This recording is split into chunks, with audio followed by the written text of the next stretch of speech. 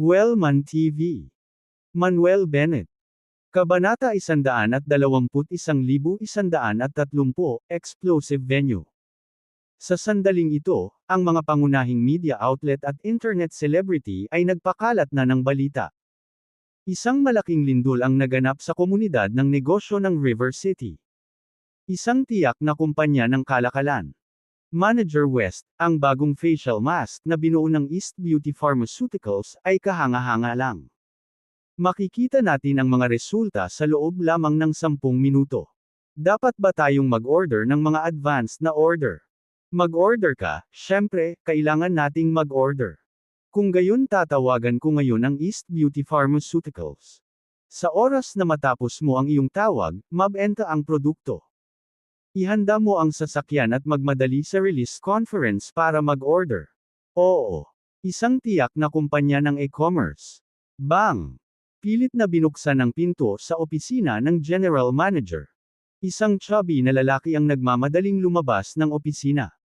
Nagmamadali siyang pumunta sa lugar ng opisina, napabuntong hininga, at sumigaw, lahat. Ngayon lang, naglunsad ang East Beauty Pharmaceuticals ng isang mahiwagang facial mask na nagpapakita ng kahangahangang resulta sa loob lamang ng 10 minuto.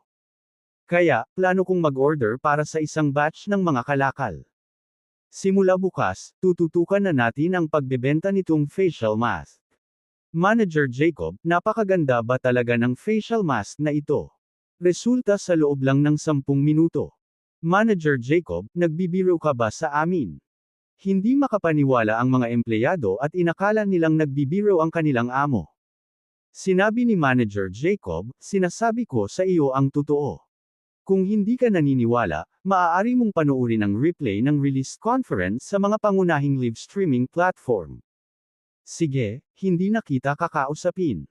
Kailangan kong pumunta sa release conference para mag-order ngayon. Secretary Winslet, ihanda ang sasakyan, at pumunta sa release conference. Isang tiyak na institusyon ng kagandahan. Ang eksena ng bagong kumperensya ng paglabas ng produkto ng East Beauty Pharmaceuticals ay ini-broadcast sa TV.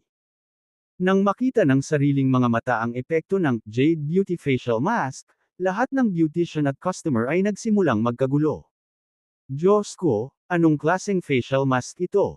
Masyadong maganda ang resulta. 10 minuto lang para makita ang resulta, nakakamangha. Sale na ba online? I want to place an order now. Sunod-sunod na sigaw ng mga customer, kinuha ang kanilang mga mobile phone at sinimulang hanapin ang facial mask sa mga pangunahing online shopping platform. Gayunpaman, sa kanilang pagkabigo, ang produkto ay hindi pa nagsimulang magbenta online.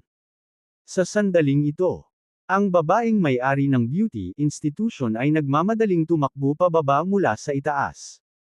Manager Warren, nakita mo na ba ang bagong product release conference ng East Beauty Pharmaceuticals? Tanong ng isang beautician. Nakita ko na. Sumagot si Manager Warren at pagkatapos ay nagsabi, nakatitiyak ako na ang facial mask na ito ay magiging pinakasikat na produkto ng skincare sa kasaysayan ng River City. Kaya, pupunta ako sa release conference para mag-order ngayon, at dapat kong makuha ang unang batch ng mga kalakal. Kasabay nito, sa baka-ana ng Cloud Cauldron Hotel. Maraming mamahaling sasakyan ang huminto sa entrance ng hotel. Bukod dito, marami pang mararangyang sasakyan ang mabilis na umaandar mula sa malayong lugar. Bumukas ang mga pintuan ng sasakyan, at sunod-sunod na bumaba ng kotse ang isang nakaayos na amo at nagmamadaling pumasok sa hotel. Nagulat ang mga security guard ng hotel sa pag-aakalang may nangyari. Noong una, pipigilan sila ng mga gwardya. Pero nang malaman nilang nandito ang mga boss na ito para dumalo sa bagong product release conference ng East Beauty Pharmaceuticals, hindi na nila ito pinigilan at hinayaan silang makapasa. Sa sandaling ito, sa lugar ng kumperensya, ang dating walang laman na venue ay siksikan na ngayon, at tuloy-tuloy ang maingay na hiyawan. President Stewart, I'm really sorry. I meant to come to the conference today, but I was busy with something and hindi pa nakakarating hanggang ngayon. Sana maintindihan ni President Stewart. President Stewart, I've seen the video of the conference. Ang lakas talaga ng facial mask ng kumpanya mo. Plano kong mag-order ng isang batch. You must leave some for me. President Stewart, gusto kong makipagtulungan sa iyo. Maaari na tayong pumirma ng kontrata. Kukunin ko ang mas maraming facial mask na mayroon ka at maaari kong bayaran ang mga kalakal anumang oras. President Stewart, huwag mo akong kalimutan, magkaibigan tayo. Sa oras na ito, ang mga boss na darating para mag-order ay kasama hindi lamang ang mga hindi kailanman nagtrabaho sa East Beauty Pharmaceuticals at ang mga nanatiling neutral, kundi pati na rin ang mga orihinal na pumanig sa Prosperity Pharmaceutical. Nakatayo sa harap ng bulwagan, tiningnan ni Julia Stewart ang eksena sa harap niya at ganap na natulala. Iniisip ang pressure, kawalan ng tiwala, at mga hinaing na naranasan niya sa panahong ito, at nakikita ang kasalukuyang sitwasyon, na mula ang mga mata ni Julia Stewart. Ang pagsusumikap sa panahong ito ay sulit. Siyempre, kung wala ang lihim na race eta ni Manuel Bennett, ang East Beauty Pharmaceuticals ay hindi makakagawa ng ganoong sikat na produkto. Kung hindi dahil sa patuloy na pagpapasaya sa kanya, pag-aliw sa kanya, at pagsuporta sa kanya ni Manuel Bennett, malamang na hindi siya aabot ng ganito. Walang katapusang pasasalamat niya kay Manuel Bennett. Lahat ng mga senior executive ng East Beauty Pharmaceuticals ay labis ding nasa sabik at natuwa. Hindi nila akalain na magiging matagumpay ang release conference na ito. Hindi nila akalain na napakaraming boss ang darating para suportahan ng event. Hindi nila naisip na ang kanilang bagong binuo na produkto ay magdudulot ng napakalaking pagkahumaling sa pag-order. Sa sandaling ito, si Silas Jordan at ang iba pa, na nagsisiksikan sa isang sulok sa dikalayuan, ay halos mabaliw. Pumunta sila ngayon dito para magsaya at manood ng biro. Ngunit hindi nila inaasahan na mangyayari ito. Akala nila walang dadalo sa release conference ng East Beauty Pharmaceuticals. Ngunit hindi nila napagtanto na ang apat na mahusay na Divine Doctor ng River City, ang nangungunang mga numero ng River City, at ang mga nangungunang numero ng South City Province ay naririto upang suportahan. Akala nila ay hindi makakalaban ang mga bagong produkto ng East Beauty Pharmaceuticals sa kanilang mga produkto ng Prosperity Pharmaceutical. Pero hindi nila inaasahan na ganito pala sabog ang mga produkto ng katunggali. Dapat mong malaman na kahit na sila, ang Prosperity Pharmaceutical, ay nagsagawa ng isang bagong conference release ng produkto, hindi nila naranasan ang ganitong uri ng sitwasyon. Inggit, galit, matinding, puot, iba't ibang emosyon ang sumugod sa puso nina Silas Jordan at Shelton Johnston. Ganoon din ang naramdaman nina Maria Harper, Cindy Lewis, Lucy Lewis, at iba pa. Bakit napakahirap ibagsak ang East Beauty Pharmaceuticals, Julia Stewart, at Manuel Bennett? Si Silas Jordan ay ganap na nataranta, sumisigaw sa mga amo, kung maglakas loob kayong makipagtulungan sa East Beauty Pharmaceuticals, nagdedeklara kayo ng digmaan laban sa Prosperity Pharmaceutical at sa pamilya ng Jordan. Kailangan mong pag-isipang mabuti kung sulit ba ito. Young Master Jordan, pwede tayong makipagtulungan sa kung sino man ang gusto natin, it's none of your business. Tama, huwag mong gamitin ang Prosperity Pharmaceutical mo, ang Jordan family mo para i-pressure kami, hindi namin panindigan yan. Kahit wala ang iyong Prosperity Pharmaceutical, hindi mamamatay sa gutom ang aming mga kumpanya. Ang mga boss na hindi nakipagtulungan sa Prosperity Pharmaceutical ay lahat ay nagsalita, labis na nabalisa. Ikaw. Sa sobrang galit ni Silas Jordan ay kumakabog ang kanyang dibdib, pagkatapos ay lumingon siya sa mga amo na nakipagtulungan sa kanya at umungal, kung maglakas loob kang makipagtulungan sa East Beauty Pharmaceuticals, agad na tatapusin ng aming Prosperity Pharmaceutical ang aming pakikipagtulungan sa iyo. Bukod dito, mula ngayon, maaari mong kalimutan ang tungkol sa pagkakaroon ng anumang pakikipag-ugnayan sa negosyo sa aming Prosperity Pharmaceutical. Pagkatapos magsalita, malamig niyang tiningnan si Julia Stewart at sinabing, Julia Stewart, gusto kong makita kung gaano katagal makakatagal ang East Beauty Pharmaceuticals mo. Hintayin na lang natin. Fair na. Kaagad, umalis siya sa venue kasama si Shelton Johnston at ang iba pa. Ayaw na niyang magtagal pa rito. Ang pagpapatuloy ng pananatili dito ay masyadong nakakahiya, parang clown lang. Nang makitang umalis si Silas Jordan at ang iba pa, isang bahagi ng mga amo na nakipagtulungan sa Prosperity Pharmaceutical ay nag-alinlangan sandali at saka sumunod. Kabanata 122, Kabanata 122, siya ay kwalipikado. Gayunpaman, nanatili pa rin ang ilan sa mga amo.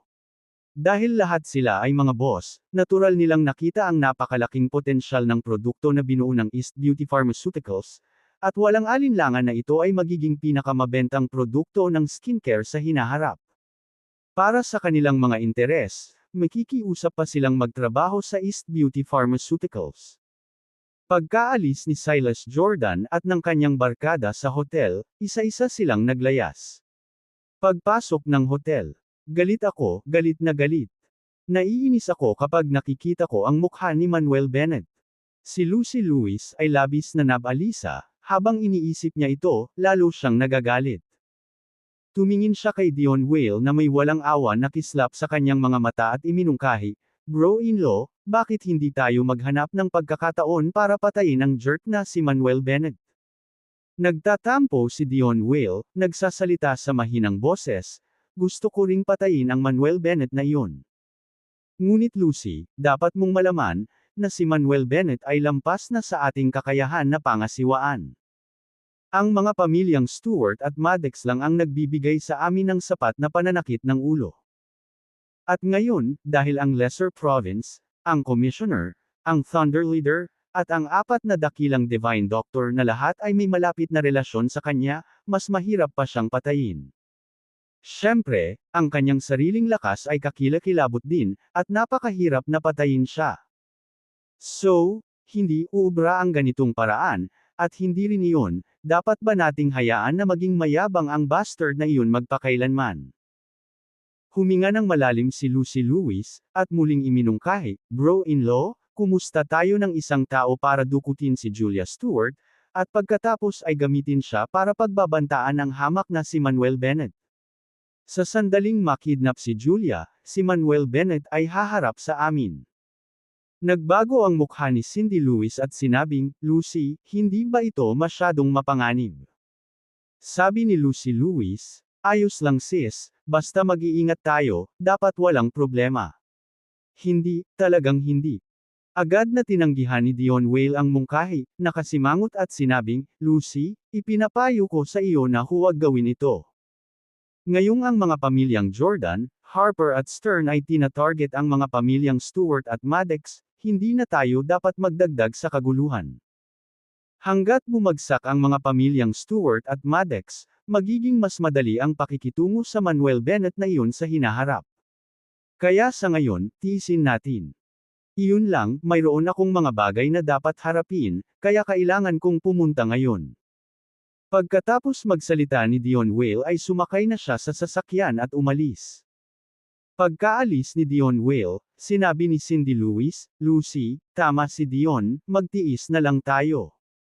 Sis, kaya mong makita ang bastard na si Manuel Bennett na mayabang ng napakatagal, pero hindi ko kaya."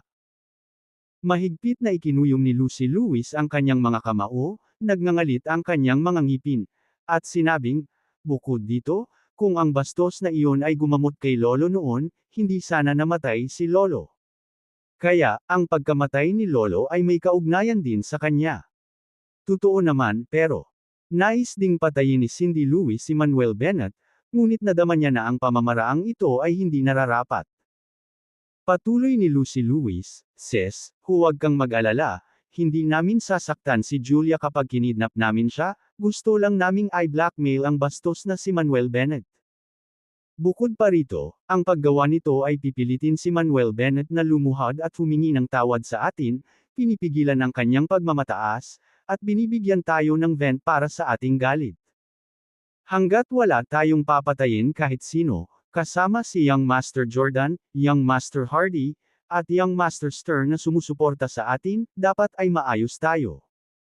Sa puntong ito, ang isip ni Cindy Lewis ay napuno ng puot, at sa mga salita ni Lucy Lewis, siya ay nag-alinlangan din.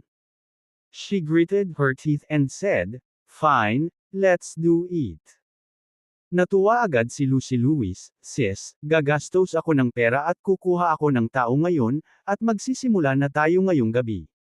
Okay. Mariing tumango si Cindy Lewis. Pagkatapos noon ay sumakay na silang dalawa sa sasakyan at lumabas ng hotel. Sa oras na ito, Hotel Conference Hall. Nang makitang tulala pa rin si Julia Stewart at hindi pa nakakabawi, nagpasya si Manuel Bennett na magsabi ng ilang salita sa ngalan niya, dahil hindi nila maaaring iwanang nakabitin ang mga amo na ito. Tinignan niya ang mga tao at malakas na sinabi, "Salamat sa lahat ng dumalo sa bagong product release conference ng aming East Beauty Pharmaceuticals, at salamat sa pagmamahal sa aming mga bagong produkto. Mangyaring makatitiyak, lahat ng naruroon ngayon ay makakapagpirma ng isang kasunduan sa pakikipagtulungan sa aming East Beauty Pharmaceuticals. Mahusay, mahusay, hanggat maaari nating pipirmahan ang pakikipagtulungan, hindi tayo mag-aalala na hindi makapag-order ng mga kalakal. Nai-imagine ko na nakapag na-launch na itong facial mask, siguradong sold out agad, kaya dapat marami pa tayong stock. Hahaha, nagplano na akong umorder muna ng 30 million worth of goods, tapos dagdagan pa ng 30 million mamaya." Nang marinig ang mga salita ni Manuel Bennett, lahat ng mga boss ay natuwa at masiglang nag-usap. Gayunpaman, para sa mga na-blacklist ng aming East Beauty Pharmaceuticals, kahit na dumating ka ngayon, hindi kami makikipagtulungan sa iyo. Sa puntong ito, muling nagsalita si Manuel Bennett. Nang marinig ang kanyang sinabi, biglang tumahimik ang eksena. Ang ilan sa mga tao ay naging balisa at hindi mapalagay.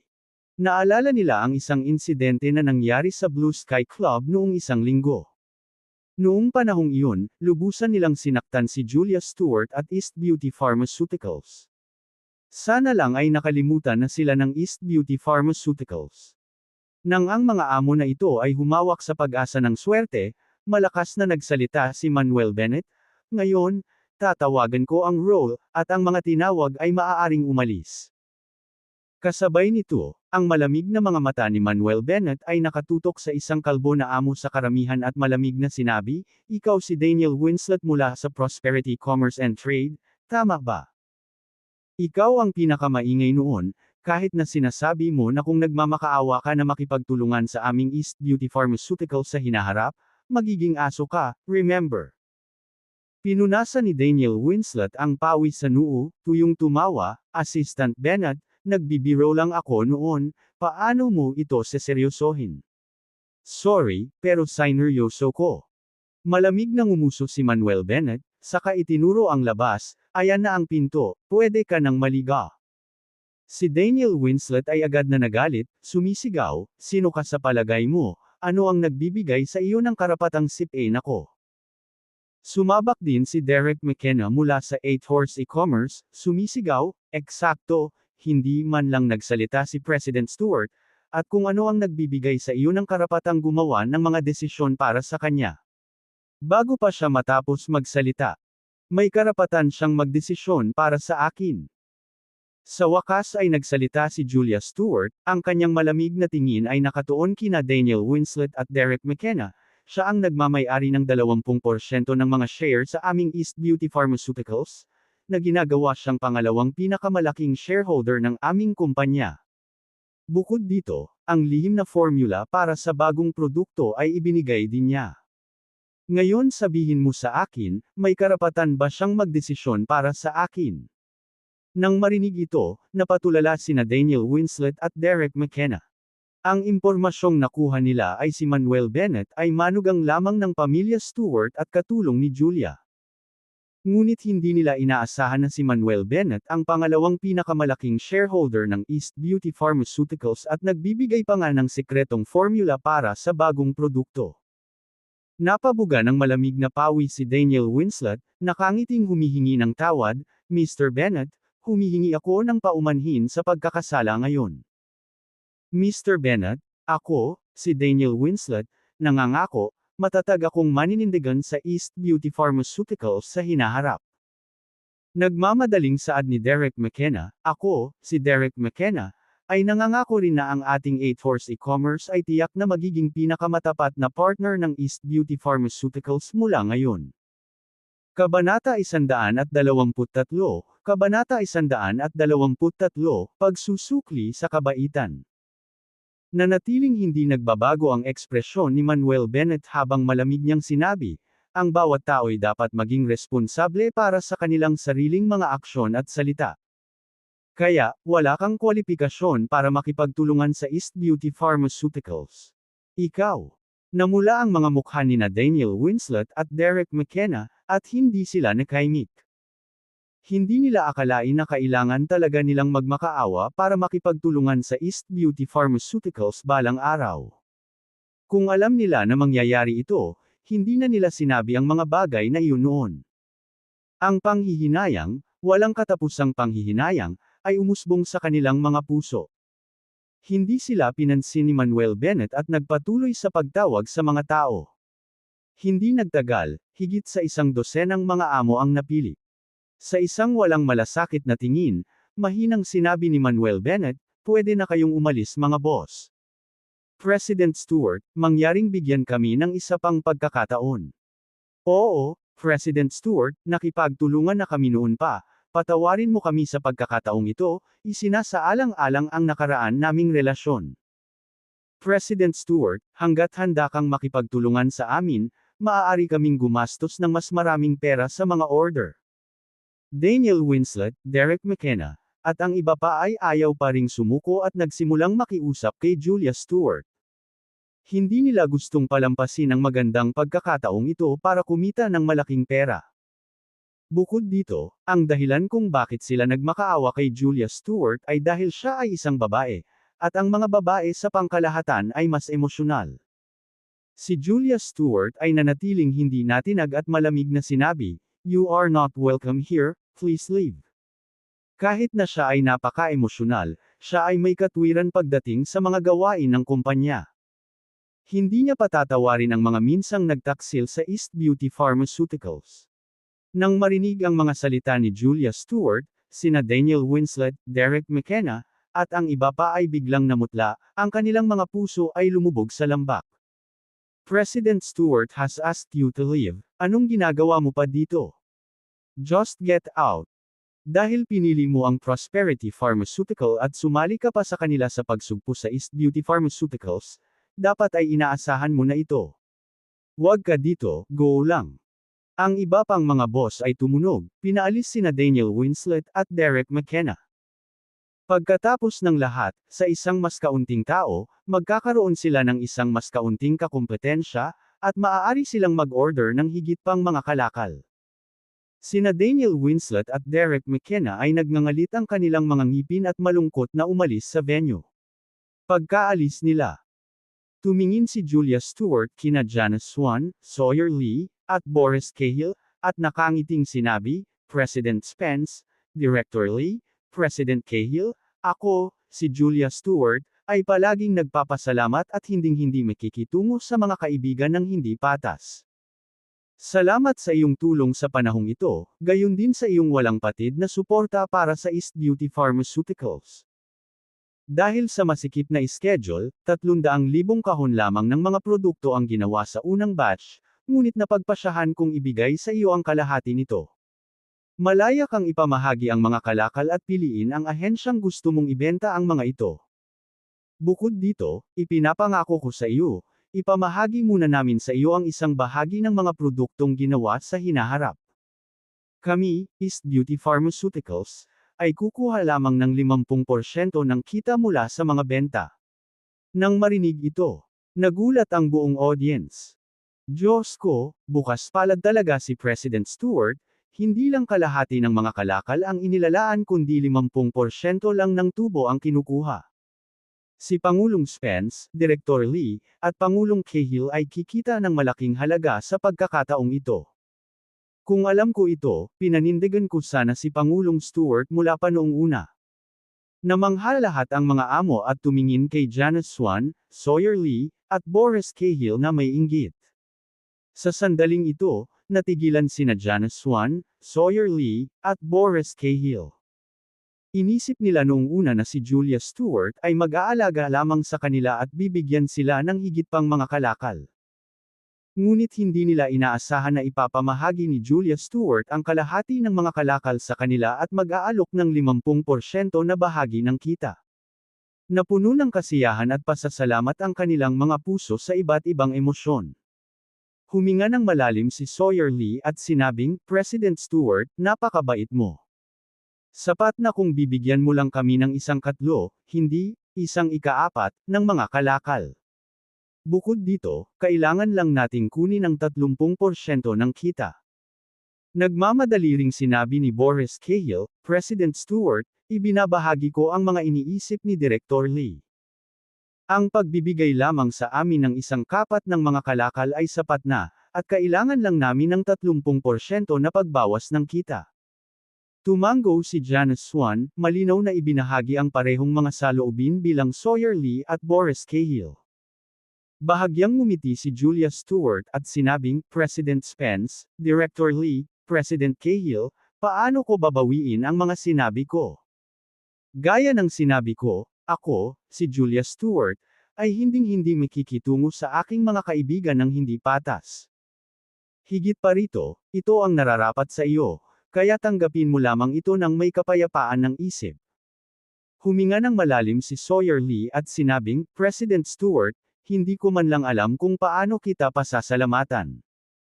Huwag kang mag-alala, President Stewart, mula ngayon, ang mga gawain ng East Beauty Pharmaceuticals ay ang mga gawain ng aking World Trading.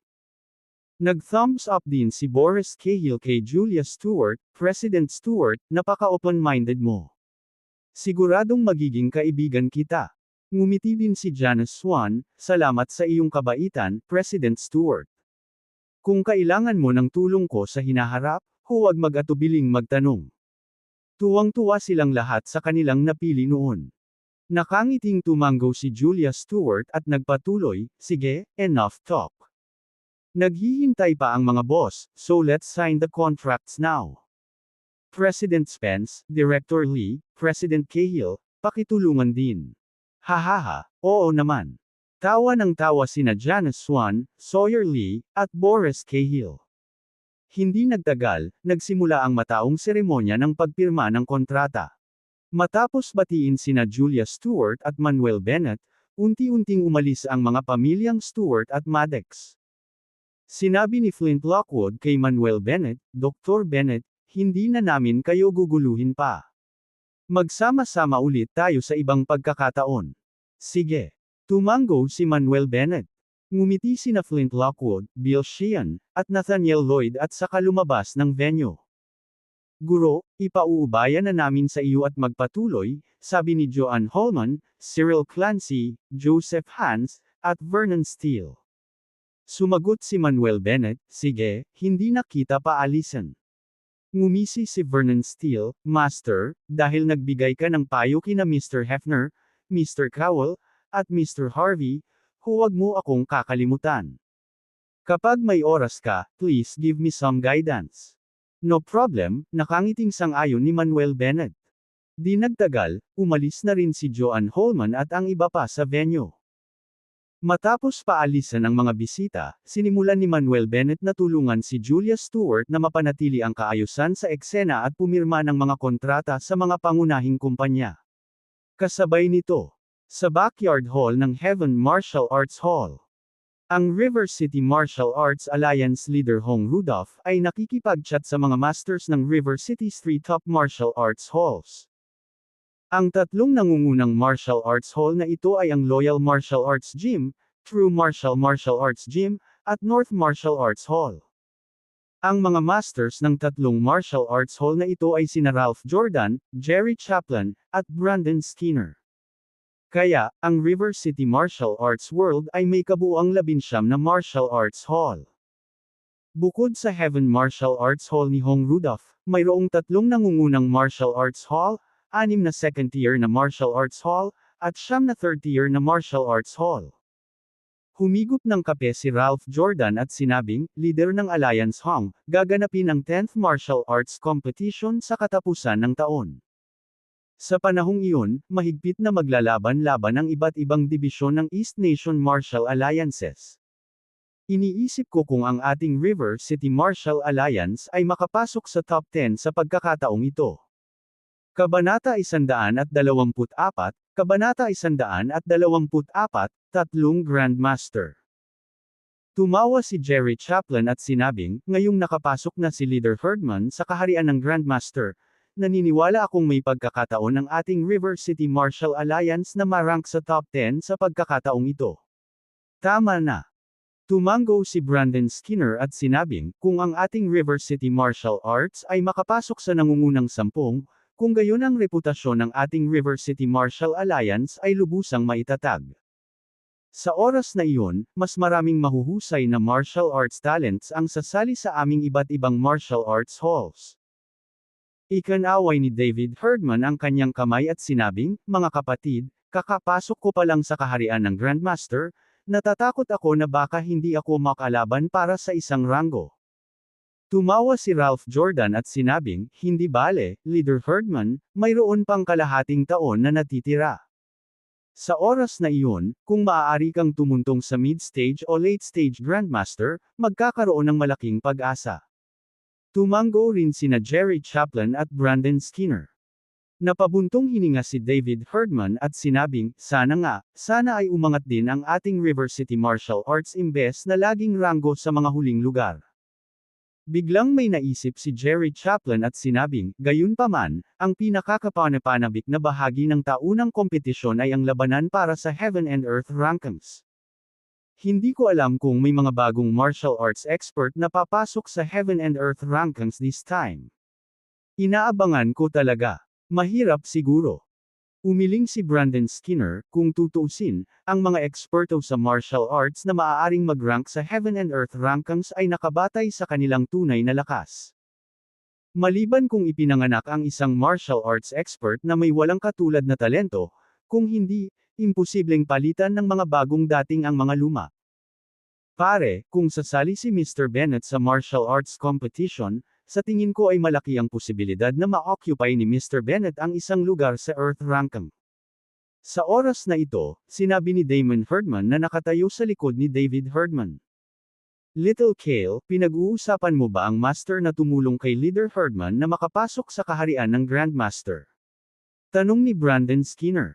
Oo, Tio Skinner.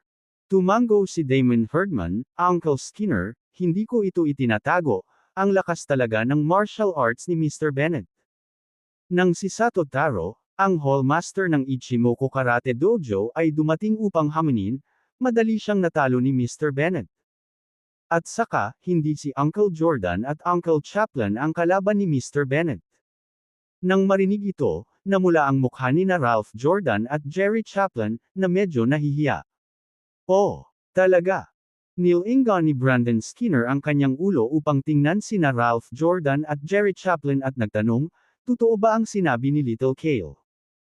Hindi na hinintay na magsalita sina Ralph Jordan at Jerry Chaplin, preemptive na sumagot si Jessica Chaplin, Uncle Skinner, huwag makinig sa kalokohan ni Damon. Ang tatay ko ay pabaya lang at nahuli sa pakulo ng batang iyon. Kung seryoso ang tatay ko, hindi magkakaroon ng pagkakataon ng batang iyon laban sa tatay ko. Tama na yan. Malcolm Jordan also chimed in, ang batang iyon ay may kaunting lakas, ngunit tiyak na hindi siya isang kalaban para sa aking ama at kay Tio Chaplin.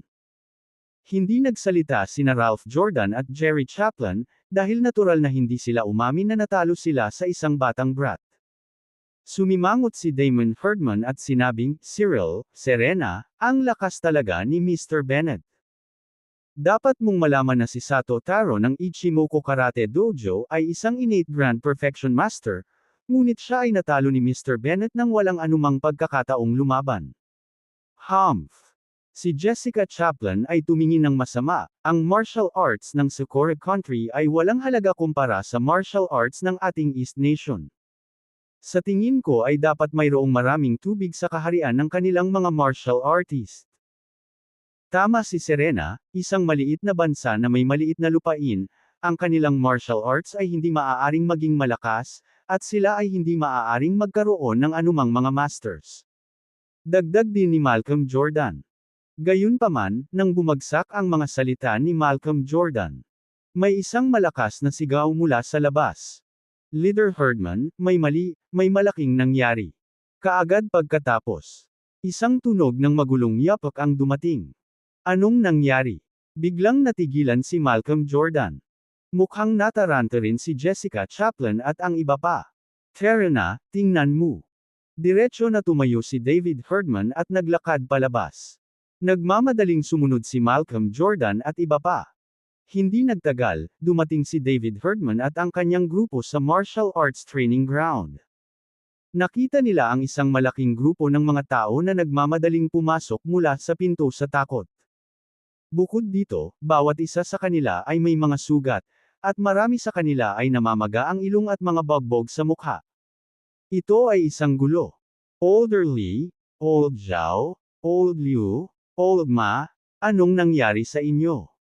Paano kayo nasugatan? Mabilis na tanong ni David Herdman.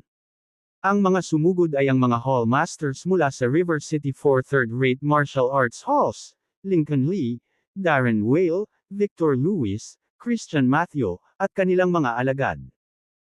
Sinabi ni Lincoln Lee na may mapait na mukha, ang pinuno ng alyansa na si Herdman, hindi pa nagtagal, isang grupo ng mga tao mula sa Socorro Country Martial Arts World ang dumating sa aming dojo at sinakta ng aming mga tao.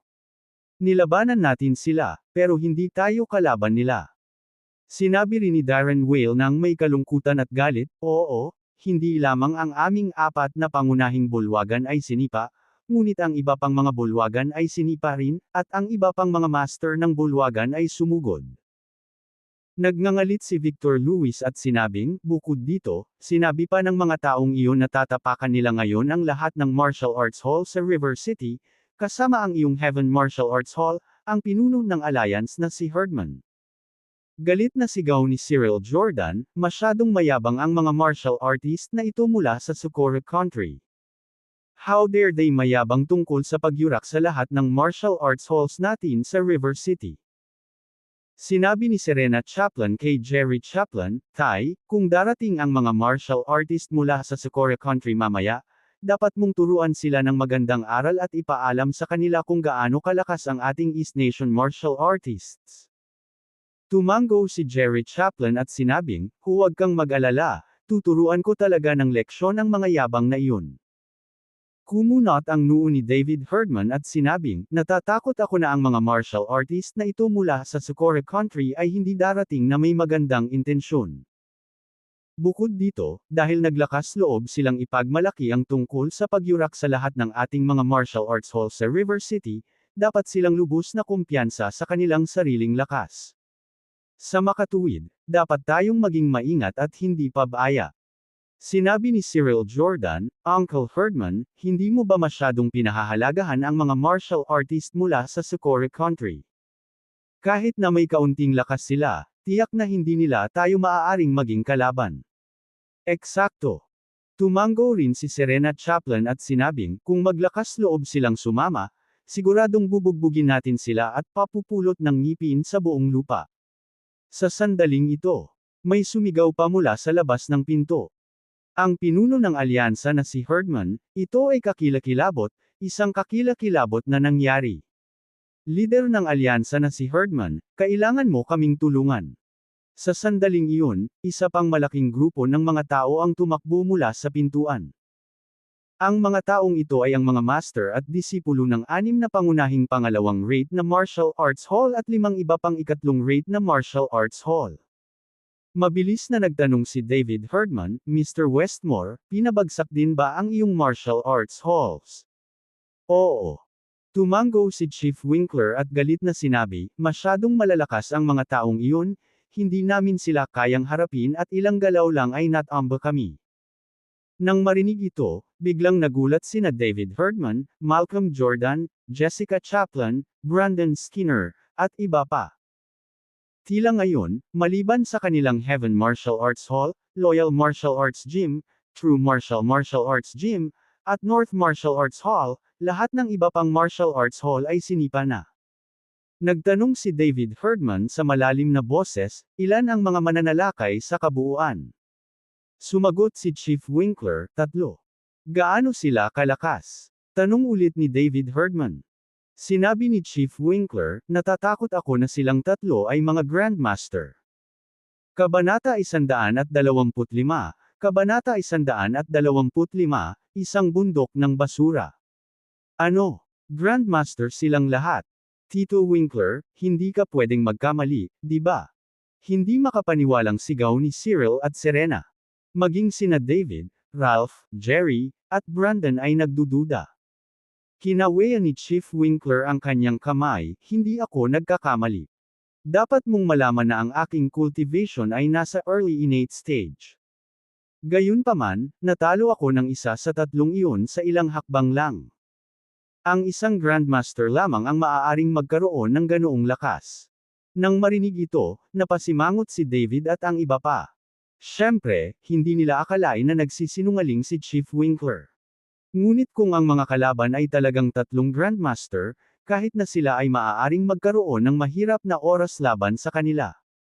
Sa sandaling ito, mas maraming sigawan ang nagmula sa labas ng pinto. Master, sinipa na ang Loyal Martial Arts Gym natin. Ang ating True Martial Arts Gym ay sinipa. Ang ating North Martial Arts Hall ay sinipa na rin. Isa pang grupo ng mga nasugatan ang sumugod mula sa pinto.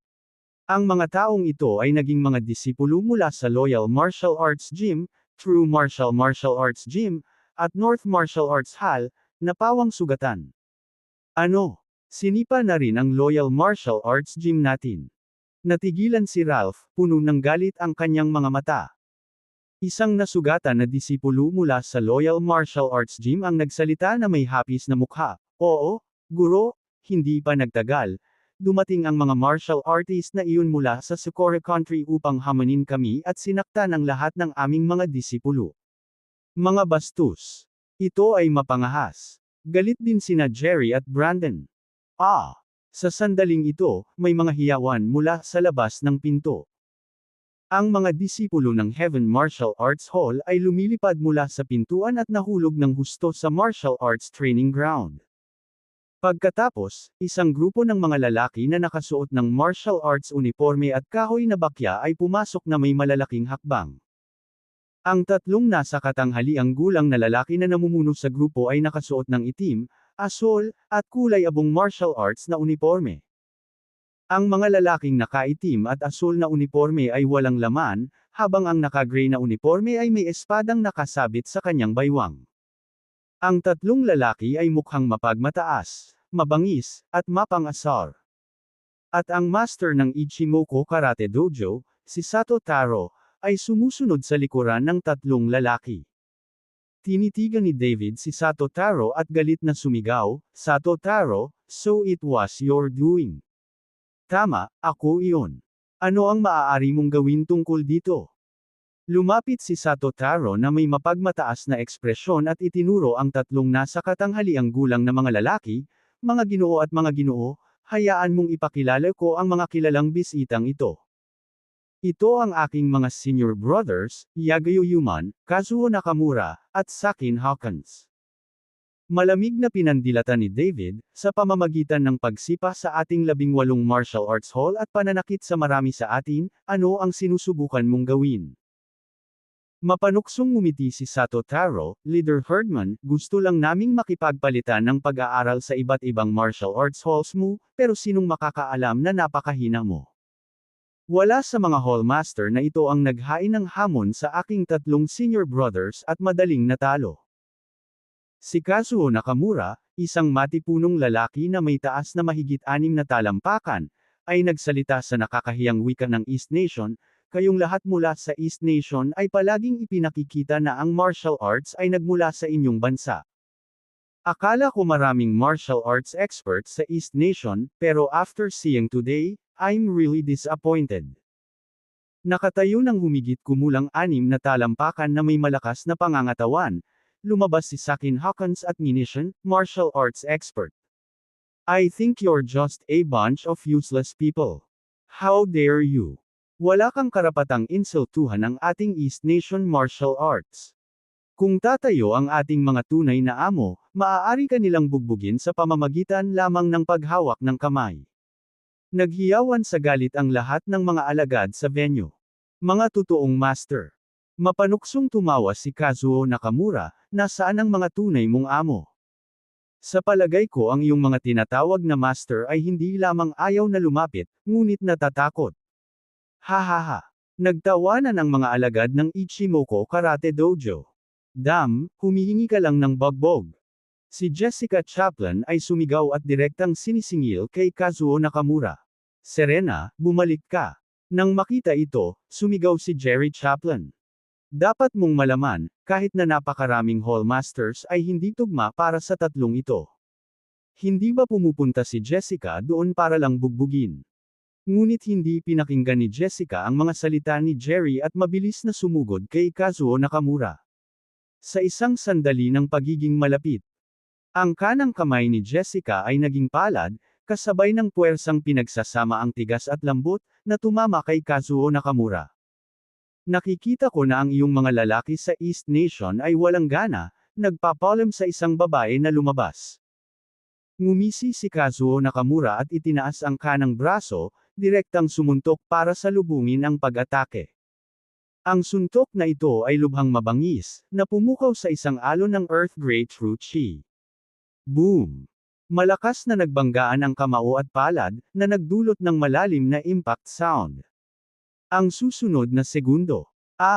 Napasigaw si Jessica Chaplin sa sakit, diretsyong lumipad pabalik. Serena. Bulalas ni Jerry Chaplin, nagmamadaling umabant sa kanya. Direktang nabali ang kanang braso ni Jessica, maputi ang mukha sa sakit at malamig na pawis na dumadaloy sa kanyang mukha. Dare to hit Serena. You're asking for death. Nang hindi na hinintay na kumilos si Jerry, si Malcolm Jordan muna ang naniningil. Cyril. Nagulat din si Ralph Jordan, pero huli na para pigilan siya. A late-stage martial artist dares to come and die. Ngumisi si Kazuo Nakamura, ang kanyang kanang kamay ay nakabalot sa Earth Grey True Chi, na hamampas ng suntok sa dibdib ni Malcolm Jordan. Kinilabutan si Malcolm Jordan. Bagamat ang suntok ni Kazuo Nakamura ay mukhang hindi kapansin-pansin, ang lakas at bilis nito ay nakakatakot, na nag-iiwan sa kanya na hindi makaiwas, bukod pa sa counterattack. Pumalakpak. Ang suntok ay tumama sa dibdib ni Malcolm Jordan, nabali ang ilang tadyang. Napasigaw si Malcolm Jordan sa sakit, lumipad pabalik at lumapag ng ilang metro ang layo. Napahawak siya sa dibdib, sa sobrang sakit at tumutulo pa ang dugo sa sulok ng kanyang bibig. Nang makitang nasugatan din si Malcolm, naghanda ang anak ni David Herdman na si Damon Herdman at ang anak ni Brandon Skinner na si Caitlin Skinner na sumulong. Dare to hurt my son, nililigawan mo si kamatayan. Ngunit bago pa makagalaw ang dalawa, galit na sinugod ni Ralph Jordan si Kazuo Nakamura, na may kasamang bugzo ng hangin. Nang makita ang pag-atake ni Ralph Jordan, ang mga manunood ay nagkaroon ng kislap ng pag-asa. Dapat mong malaman, si Ralph Jordan ay isang late pre-celestial martial artist, napakalakas. Late pre-celestial. Ngumisi si Kazuo Nakamura, hindi ko pa rin kalaban. Habang nagsasalita siya, sumugod din si Kazuo Nakamura. Sa isang iglap, lumiit ang distansya ng dalawa. Direktang ginamit ni Kazuo Nakamura ang karate, nagpakawala ng isang malakas na suntok. Gumamit naman si Ralph Jordan ng back-through fist, at naghagis din ng malakas na suntok. Boom! Sabay-sabay na inilunsad ang magkabilang suntok, parang dalawang bowl ang kanya na nagsasalpukan, na nagdulot ng miyenhing dumadagandong na tunog. Gayunpaman, naramdaman ni Ralph Jordan ang matinding pananakit sa kanyang braso at napailing sa loob ng ilang segundo. Kabanata 126, Kabanata 126, Labis na mayabang. Ama. Matandang Kiyaw. Master Jordan. Gulat na bulalas ng mga tao, puno ng takot ang kanilang mga mata. Hindi man lang napigilan ni Jordan ang suntok ng lalaking ito. Marahil, ang lalaking ito ay talagang isang grandmaster. Magaling. Makapangyarihan si Mr. Nakamura. Ang mga disipulo ng Ichimoku Karate Dojo ay nagtaas ng kanilang mga braso at nagsaya, puno ng pananibik. Hayaan mo akong subukan. Ibilang mo ako. Sina Jerry Chaplin at Brandon Skinner ay sabay-sabay na sumigaw at sinugod si Kazuo Nakamura. Ngumisi si Kazuo Nakamura at sinabing, ganito ba ang estilo ninyong East Nation martial artists? Kapag hindi mo ako kayang talunin sa solong labanan, balak mo akong samahan. Mabuti. Kahit sabay-sabay kayong dumating, hindi kayo makakaparehas sa akin. Dahil doon, kumakbang si Kazuo Nakamura at pumunta sa labanan. Sa isang iglap, gitling, nagkita ang tatlo sa gitna ng martial arts field. Itinaas ni Jerry ang kanyang kanang braso, pinakilos ang lahat ng kanyang lakas, at hinampas ng palad si Kazuo Nakamura. Hinuyam ni Brandon ang kanyang kanang kamay sa isang kuko at ibinayo ito ng malakas, napunit sa hangin at hinawakan si Kazuo Nakamura. Ang isa ay nagpapatupad ng 8 trigrams palm, at ang isa ay ang Vajra Claws. Parehong sikat na martial arts ng East Nation. Gayunpaman, sa pagharap sa mabangis na opens iba ng dalawa, hindi nagbago ang ekspresyon ni Kazuo Nakamura. Hinuyam niya ang kanyang kanang kamay at bumukas ang kanyang kaliwang kamay upang ilabas ang dalawang hibla ng Earth Great Root Chi, na tumama. Boom! Boom!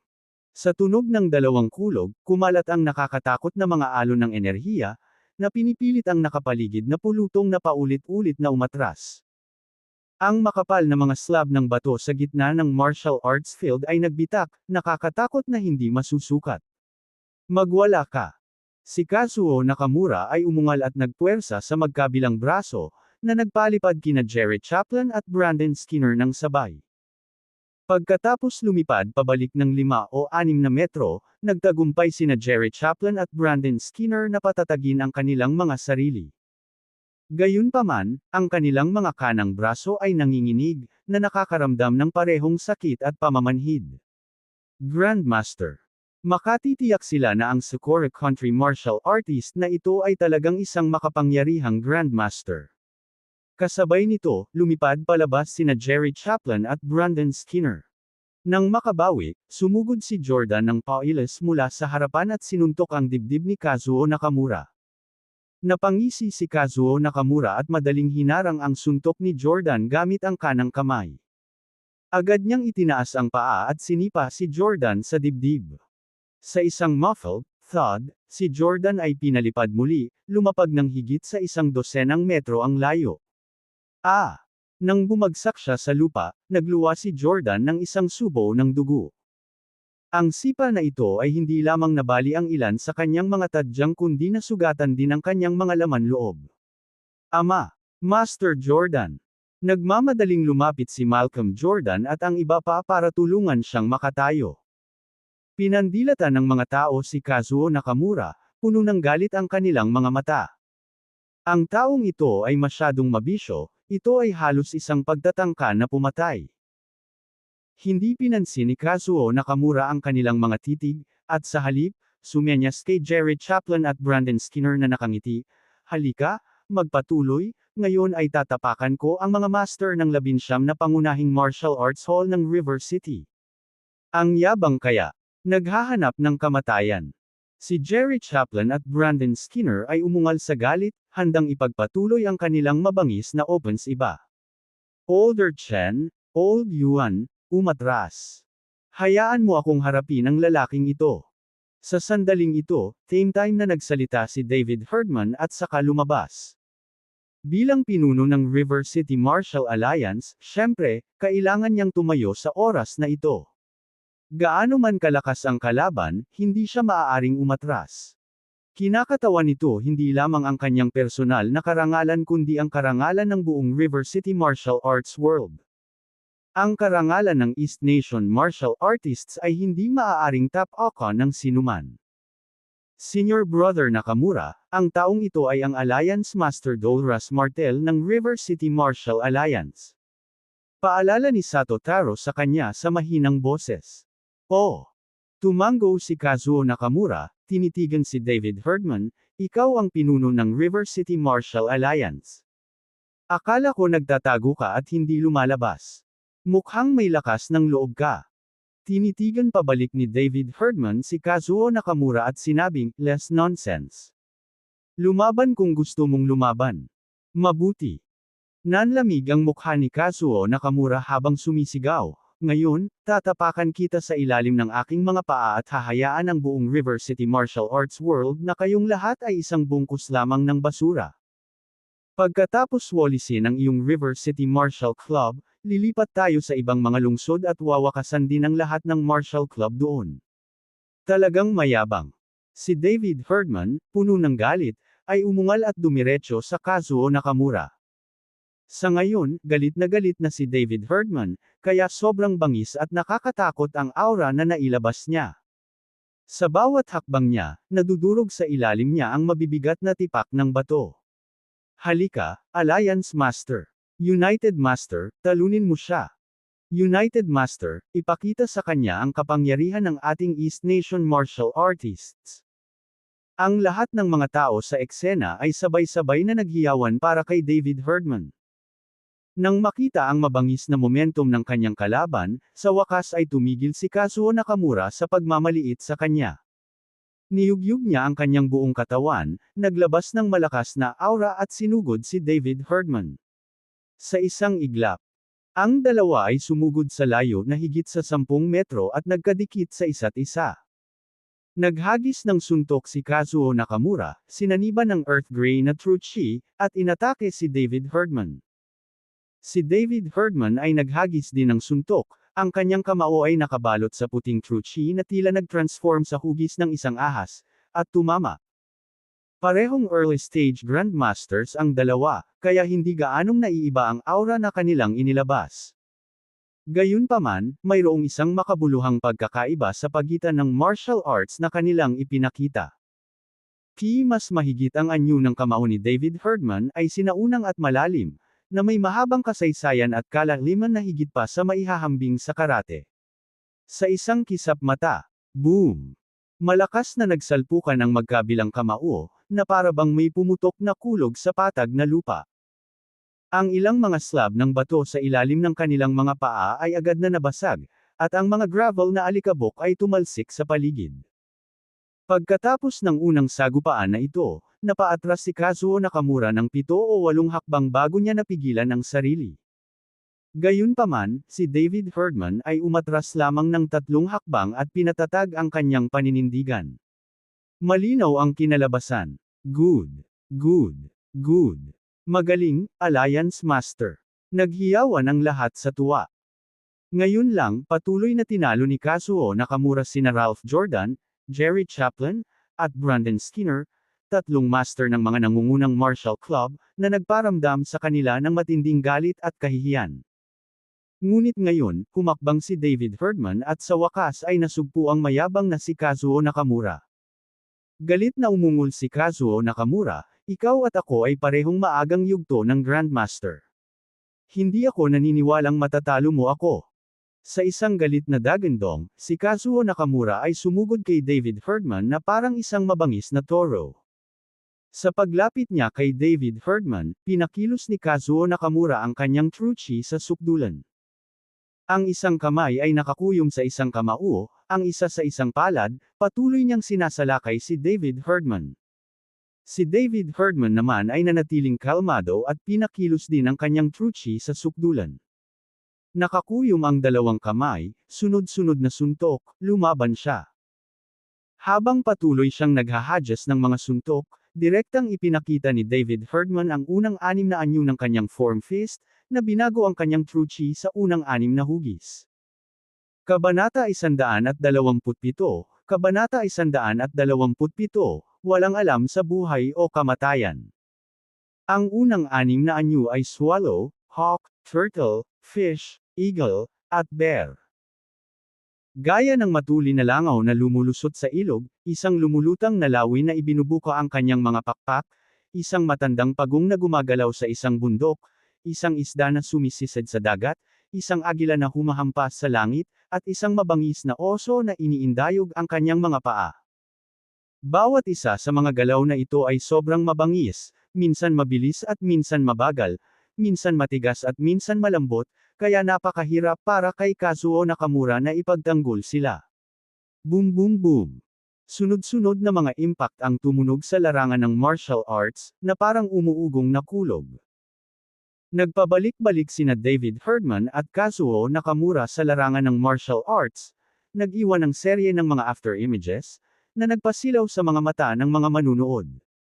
Pagkatapos ng 12-dosenang mga palitan, nahawakan ni David Herdman ang isang siwang sa depensa ni Kazuo Nakamura at naglunsad ng suntok sa kanyang dibdib.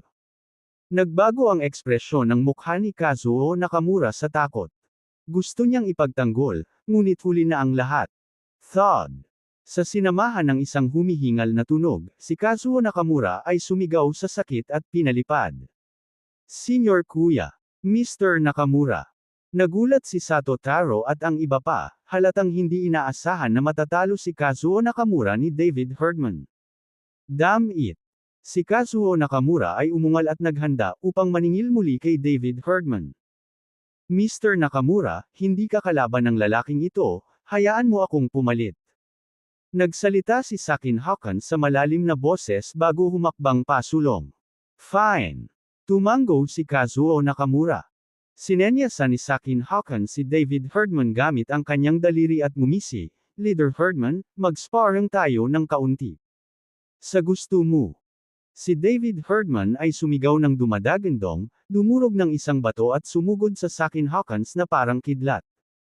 Gumalaw din si Sakin Hawkins sa isang iglap, nag-iwan ng after image habang sumusugod siya kay David Herdman. Habang papunta sila sa isa't isa, ang aura na nakapaligid sa kanilang dalawa ay lalong tumitindi, ang kanilang tunay na chi ay inilabas sa anyo ng mga puti at asher na ilaw. Anong napakalaking momentum! Hindi napigilan ni Ralph Jordan na mapabulalas, nahigitan na ng momentum ng Sakin Hawkins na ito ang kay Leader Herdman. Ano?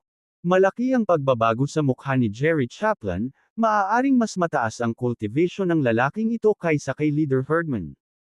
Malamang. Tumango si Brandon Skinner, seryoso ang kanyang ekspresyon, natatakot ako na ang cultivation ng taong ito ay nasa mid-stage grandmaster level man lang. Nang marinig ito, naramdaman ng iba pang mga guro ng bulwagan at mga disipulo na lumubog ang kanilang mga puso. Kung talagang mas mataas ang cultivation ng taong ito kaysa kay Leader Herdman, walang alinlangan na matatalo si Leader Herdman.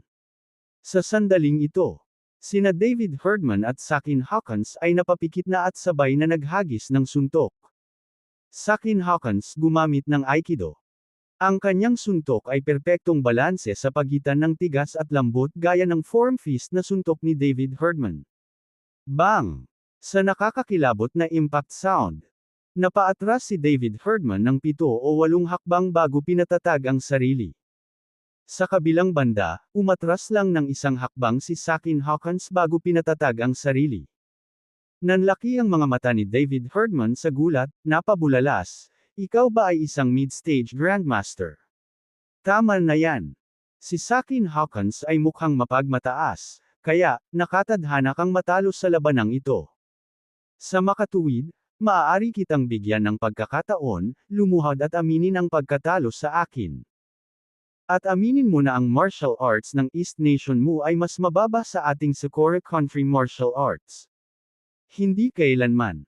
Kinagat ni David Herdman ang kanyang mga ngipin at sumigaw, paano kung ang iyong paglilinang ay mas mataas kaysa sa akin? Hinding-hindi ako aamin sa iyo na matatalo ka. Dahil iyon ang kaso, huwag mo akong sisihin. Nanlamig ang mga mata ni Sakin Hawkins, gumalaw ang kanyang katawan, na naglalabas ng bugzo ng hangin habang sinisingil niya si David Herdman. Si David Herdman ay hindi nag-alinlangan o umatras, pasulong upang harapin ang pag-atake. Sa susunod na panahon, una nang ginamit ni David Herdman ang unang 6 na anyo ng form fist, na nag-conjuring sa unang 6 na pagkakatawang tao, ngunit hindi niya napigilan si Sakin Hawkins. Pagkatapos noon, ginamit ni David Herdman ang huling 6 na anyo, na naging 6 na huling pagkakatawang tao. Ang 6 na anyo na sumunod ay ang dragon, tiger, monkey, horse, snake, at rooster. Isang suntok na sinundan ng isa pa, tulad ng isang Asher dragon na lumulutang sa kalangitan, isang mabangis na tigre na sumusulpot sa kanyang biktima, isang maliksi na unggoy na umaakyat sa isang bundok, libu-libong kabayo na tumatakbo, isang makamandag na ahas na dumura ng kamandag, at ang gintong tandang na nagpapahayag ng bukang liwayway. Gayunpaman, kahit na matapos isagawa ang 6 na posterior forms, hindi pa rin mapigilan ni David Herdman si Sakin Hawkins. Boom! Sa isang malakas na pagsabog, pinalipad si David Herdman ng higit sa 10 metro ang layo, damaloy ang dugo mula sa sulok ng kanyang bibig. Lider ng alyansa. Ama. Ang mga tao sa pinangyarihan ay naghiyawan sa pagkaalarma, ang kanilang mga mata ay puno ng pag-aatubili at galit. Ayos lang ako. Si David Herdman ay nagngangalit ang kanyang mga ngipin, pinatatag ang kanyang katawan, at nagpatuloy sa pag-charge patungo sa Sakin Hawkins. Dare to come and die. Malamig na tumikim si Sakin Hawkins, saka humakbang at inatake muli si David Herdman. Sa sandaling ito, nang makita ang kanyang ama na patuloy na napaatras, itinikom ni Damon Herdman ang kanyang mga ngipin, ang magkabilang kamay ay mahigpit na nakahawak sa kanyang mga kamao. Gustong-gusto niyang tumulong, ngunit alam niyang kahit pumunta siya, hindi ito makakatulong at pipigilan lamang niya ang kanyang ama. Ngunit kung magpapatuloy ang mga bagay na ganito, walang alinlangang matatalo ang kanyang ama. Sa oras na iyon, mapapahiya ang buong River City Martial Arts World. Ang ganitong bagay ay talagang hindi maaaring mangyari. Ngunit sino ang makakahawak sa mga taong ito ngayon? Nag-isip sandali si Damon Herdman at biglang naisip ang isang tao. Oo, Mr. Bennett. Narinig niya mula sa kanyang ama na ang cultivation ni Mr. Bennett ay maaaring nasa mid-stage Grandmaster o kahit na mas huling mga yugto. Kung makakatulong si Mr. Bennett, maaari nilang talunin ang mga taong ito. Sa pag-iisip na iyon, mabilis na pumunta si Damon Herdman sa gilid at tumawag sa telepono. Kasabay nito, Cloud Cauldron Hotel. Sa event hall. Si Julia Stewart at ang mga empleyado ng East Beauty Pharmaceuticals upper level ay abala mula umaga hanggang ngayon, pasado 2:00 o 3:00 na ng hapon. Gayunpaman, ang mga boss na dumating upang pumirma ng mga kontrata ay walang katapusang, dumarating sa mga alon. Kaya, si Julia Stewart at ang iba ay mabilis na kumain ng mga nakabox na tanghalian sa tanghali bago bumalik sa trabaho. Bagamat abala sila, ang lahat ay puno ng lakas at hindi nakaramdam ng pagod. Tumutulong din si Manuel Bennett sa workload, nahihilo dahil sa walang tigil na bilis. Dahil dito, lalo siyang naawa kay Julia Stewart. Napagtanto niya na ang pagpapatakbo ng isang kumpanya ay napakahirap. Lahat, huwag kayong magsiksikan, pumila kayo isa-isa. Nanawagan si Manuel Bennett sa mga tao na pumila. Sa sandaling ito, may tumawag sa kanyang cellphone. Inilabas ni Manuel ang telepono at nakitang galing iyon kay Damon Herdman, kaya pumunta siya sa gilid para sagutin ito. Sa sandaling nakakonekta ang tawag, nanggagaling ang nag-aalalang boses ni Damon. Mr. Bennett, please help us. Mr. Herdman, calm down, tell me slowly, what happened? Si Manuel Bennett ay mukhang nalilito, naramdamang may nangyari. Mr. Bennett, narito ang bagay. Nagmamadaling sinabi ni Damon kay Manuel ang tungkol kay Kazuo Nakamura at sa iba pa na hinahamon ang kanilang martial arts hall. Dumilim ang mukha ni Manuel, isang maliit na grupo ng mga martial artist mula sa isang maliit na lugar ang naglalakas loob na pumunta sa ating East Nation at kumilos ng mayabang, hindi talaga nila alam ang buhay mula sa kamatayan. Mr. Herdman, huwag mag-alala, pupunta ako ngayon. Salamat, Mr. Bennett. Tuwang-tuwang tugon ni Damon. Pagkatapos ibaba ang telepono, mabilis na lumapit si Manuel kay Julia Stewart at sinabing, Julia, kailangan kong lumayo saglit. Sabi ni Julia Stewart, ayos lang, ikaw na bahala sa negosyo mo, ipaubaya mo sa amin ang panig na ito. Sige, tawagan mo ako kapag tapos ka na, at susunduan kita. Tumugon si Manuel Bennett, pagkatapos ay nagmamadaling lumabas ng hotel, pumara ng taxi, at dumiretso sa Heaven Martial Arts Hall. Kabanata 128, Kabanata 128, huwag palayain ang sinoman. Sa sandaling ito, Heaven Martial Arts Hall, sa Martial Arts Training Ground. Ang mga hallmasters at mga disipulo ng lahat ng pangunahing martial arts hall ay may kalungkutan at galit na nakasulat sa kanilang mga mukha, at ang kanilang mga puso ay nanlalamig. Si David Herdman ay naniningil ng paulit-ulit, ngunit paulit-ulit na binugbog ni Sakin Hawkins. Ngayon, dumanas ng maraming pinsala si David Herdman at patuloy na umaagos ang dugo mula sa sulok ng kanyang bibig. Ngunit, hindi nahulog o sumuko si David Herdman. Siya ang pinuno ng alyansa ng River City Martial Alliance, na kumakatawan sa mukha ng River City Martial Arts World. Kaya, talagang hindi siya dapat mahulog, hindi dapat yumuko. Si David Herdman ay nagpakawala ng isa pang sigaw, lumipad palabas, at mabigat na nahulog 10 metro ang layo. Ito na ang ika-10 beses, at ilan sa kanyang mga tadyang ay nabali. Lider ng alyansa. Si Damon Herdman at ang iba ay sumigaw sa kalungkutan, ang kanilang mga mata ay namumula. Ayos lang ako. Paos na tugon ni David Herdman at muling bumangon. Lalong nanlamig ang mga mata ni Sakin Hawkins. Tinitigan niya ng mariin si David Herdman at matalim na sinabi, Leader Herdman, basta't lumuhad ka at sumuko sa amin, at aminin na ang martial arts ng East Nation ay mas mababa sa martial arts ng Socorro Country, I'll spare your life. Hinding-hindi ako susuko. Si David Herdman ay nagpakawala ng galit na dagandong, na muling sumulpat kay Sakin Hawkins. Dahil masyado kang oblivious sa sitwasyon, kaya huwag mo akong sisihin. Nagsalita si Sakin Hawkins sa isang malakas na kahangahangang boses, at muling sumugod kay David Herdman. Sa sandaling ito, isang dampi ng pagpatay na layunin ang lumitaw sa mga mata ni Sakin Hawkins. Kung si David Herdman ay hindi yumuko, kung gayon maaari niya itong patayin. Sa isang iglap, muling lumiit ang distansya sa pagitan ng dalawa, at sabay-sabay silang naglunsad ng matinding pag-atake sa isa't isa. Boom boom boom. Umaalingaw-ngaw ang mga tunog ng tuloy-tuloy na pagsabog, na nagparinig sa eardrums ng lahat ng naruroon. Matapos magpalitan ng mahigit 100 suntok, mabilis na inabot ni Sakin Hawkins ang kanyang kanang kamay, hinawakan ang kanang braso ni David Herdman, at pinilipit ito ng husto. Basag. Ang malutong na tunog ng pagkabasag ng buto ay biglang umalangaw-ngaw. Napilipit at nabali ang kanang braso ni David Herdman.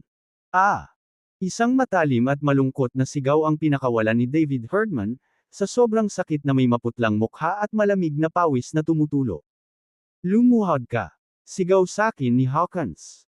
Paos na napaungol si David Herdman, kahit mamatay ako, hinding-hindi ako luluhod sa iyo. Talaga. Malamig na tumikim si Sakin Hawkins, I can't wait to see how much more you can last. Habang nagsasalita siya, agad niyang binaril ang kaliwang paa ni David Herdman. Basag.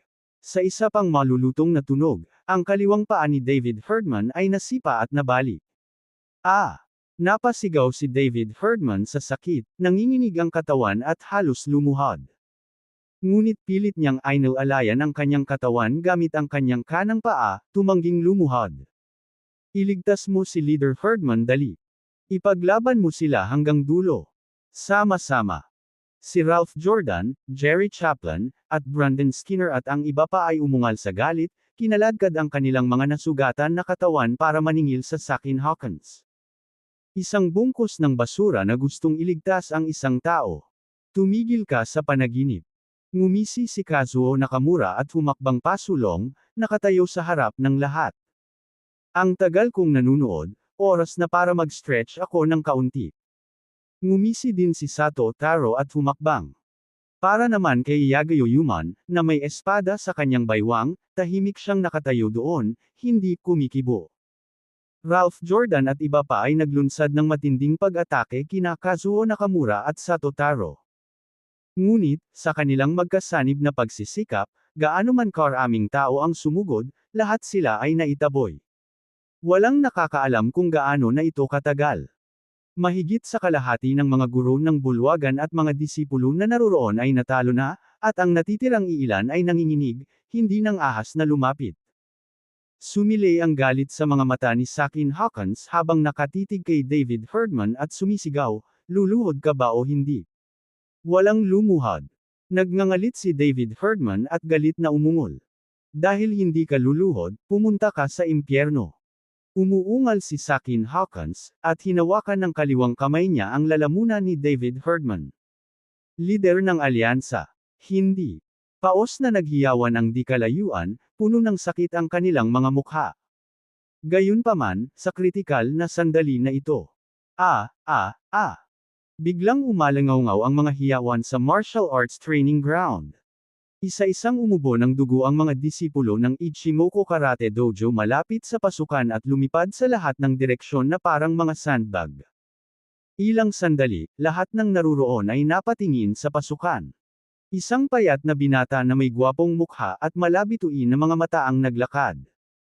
Sa bawat hakbang ng binata, ang mga alagad ng Ichimoku Karate Dojo ay umatras sa takot, hindi nang ahas na hamarang sa kanyang daraanan.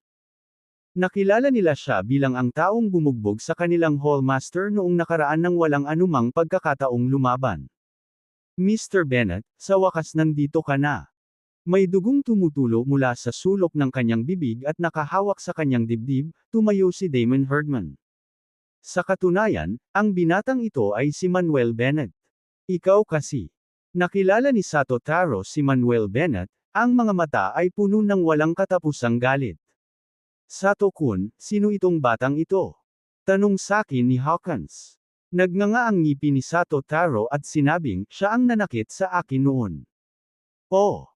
Tumango si Sakin Hawkins bilang pag-unawa. Nabanggit na niya ito sa kanila sa isang tawag sa telepono noon. Dahil dito ay sumugod silang tatlo mula sa Sakura Country upang maghayganti para kay Sato Taro. Siyempre, pagdating nila sa River City, nagkaroon sila ng iba pang mga ideya, lalo na ang duminahin ng River City Martial Arts World, Yorokon ang lahat ng martial artists sa ilalim ng kanilang mga paa at luwalhatiin ang kapangyarihan ng Sakura Country Martial Arts. Sa sandaling ito, hakbang-hakbang na naglakad si Manuel Bennett, at tila kumikislap ang madilim na ulap sa kanyang mga mata habang nakikita niya ang sitwasyon sa pinangyarihan.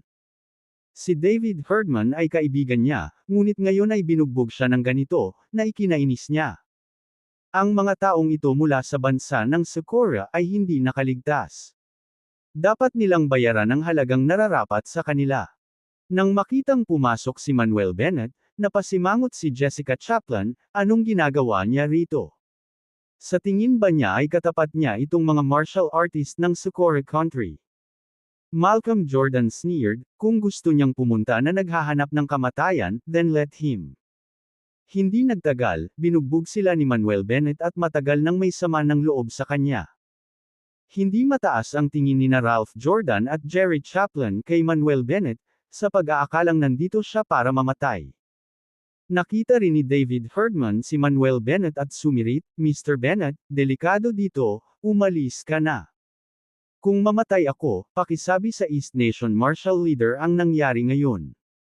Mahinahong sinabi ni Manuel Bennett, Leader Herdman, huwag kang mag-alala, nandito ako, walang mangyayari sa iyo. Inihagis ni Sakin Hawkins si David Herdman sa lupa at lumingon kay Manuel Bennett, nanunuya, bata, dahil lang sa matalo mo si Sato-kun, sa tingin mo hindi ka magagapi. Sa iyo, hindi mo mapoprotektahan ang lalaking ito. Original namin na hanapin ka, pero dahil nandito ka, oras na para ayusin ang score kapag nasaktan mo ako. Mabangis na sabi ni Sato Taro. Talaga. Kinaikit ni Manuel Bennett ang kanyang mga mata at sinabing, kung gayon ay halika at subukan. Kabanata 129, Kabanata 129, lampoin ang isang Grandmaster sa isang sipa. Saglit na huminto, sinulyapan niyang sina Sakin Hawkins, Kazuo Nakamura, at Liu Shiyuman, at sinabing, ipinapayo ko sa inyong tatlo na magsama-sama. Sa ganoong paraan, maaaring mas mabagal ang inyong pagkawala. Nang marinig ang mga salita ni Yang Lo, agad na nagdilim ang mga mukha ni Sakin Hawkins, Kazuo Nakamura, at Liu Shiyuman. Hindi pa sila nakakakilala ng ganoong kangas na tao. Paulit-ulit na napangiti si Sato Taro. Ang batang ito ay naglakas loob na hamanin ang kanyang tatlong nakatatandang kapatid na lalaki ng sabay-sabay, ito ay simpleng panliligaw sa kamatayan. Maging ang lahat ng mga hallmasters at disciples na naruroon ay natigilan. Hindi nila akalain na si Yang Lo ay mayabang na magsalita ng mga ganoong salita. Alam nila na kahit sino sa tatlong lalaki, si Kazuo Nakamura, ay mahirap para sa kanila na harapin. Ngunit ngayon, nang ahas ang batang ito na hilingin sa kanilang tatlo na magsama-sama. Kung hindi ito ang panliligaw kay kamatayan, ano? Umiling si Jessica Chaplin at sinabing, itong lalaki na to, humanda ka na lang sa pagkolekta ng bangkay niya. Ang iba ay tumango, iniisip na si Yang Lo ay parang patay na. Gayunpaman, napagpasyahan nina David Herdman at Damon Herdman na kung talagang walang kalaban-laban si Yang Lo, ibibigay nila ang kanilang buhay upang protektahan si Yang Lo at tulungan siyang makatakas. Matiim na tinitigan ni Sakin Hakan si Yang Lo at sinabing masama, anak, simula nang tumuntong ako sa kaharian ng Grandmaster, wala pang nang ahas na sabihin ito sa harap ko. Ikaw ang una. Ipinagpatuloy niya, magtiwala ka, babaliin ko ang iyong mga paa, sisirain ko ang iyong paglilinang, at lampoin ka upang gugulin mo ang natitirang bahagi ng iyong buhay sa kama, walang hanggang pag-alala sa araw na ito. Baliin ang mga paa, sirain ang paglilinang. Hindi masamang ideya iyon. Tumango si Yang Lo at sumagot, ngunit ang nakahiga sa kama sa buong buhay niya ay ikaw, hindi ako. Baga. Bago pa makakilos si Sakin Hawkins, si Kazuo Nakamura, sa kabilang banda, ay hindi na napigilan ang galit sa kanyang puso. Nagpakawala siya ng dagandong at sumugod kay Yang Lo. Ang malaking figure at malakas na aura ni Kazuo Nakamura ay lumundag patungo kay Yang Lo na parang isang truck, na tumataas sa ibabaw ni Yang Lo ng higit sa isang ulo. Tulad ng paglapit niya kay Yang Lo. Itinaas ni Kazuo Nakamura ang kanyang kanang braso, ang kanyang palad ay nakabalot sa isang pag-ikot ng Earth Grey True Chi, at tumama ng malakas patungo sa ulo ni Yang Lo, na parang nilalaslas gamit ang isang malawak na espada. Lahat ng naruroon ay hindi nakatiis na panuurin at ipinikit ang kanilang mga mata dahil sa takot. Ang susunod na segundo. Boom!